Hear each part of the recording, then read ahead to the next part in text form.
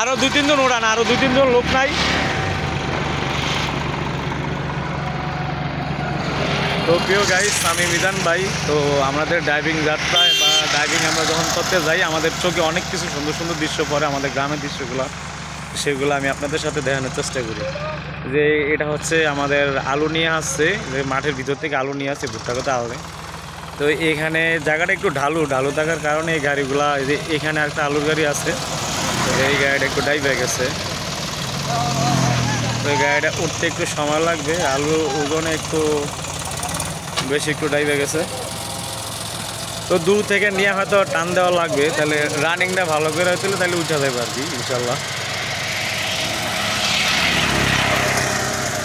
রাস্তাটা একটু আপনার ওই যে বালি থাকার কারণে চাকাগুলো স্লিপ করে, তারপরে অনেক শক্তিশালী গাড়ি, ইনশাল্লাহ। তো আমার মনে হয় উঠা যাবে। তো যাই হোক, আমাদের সেই দৃশ্যগুলো অনেক ভালো লাগে, যেগুলো আমাদের গ্রামের দৃশ্যগুলো। আর এগুলো ভিডিও করতে আমারও অনেক ভালো লাগে, যে আমি আপনাদেরকে দেখাইতে পারি, সেই জিনিসটা আমার খুব আনন্দ লাগে। তো মিজান ভাই ভিডিওগুলো বেশি বেশি শেয়ার করবেন, আমি যাতে সামনে একটু আগাইতে পারি, আমার জন্য দোয়া করবেন, ইনশাল্লাহ। আশা করি বিষয়টা ভালোই লাগছে।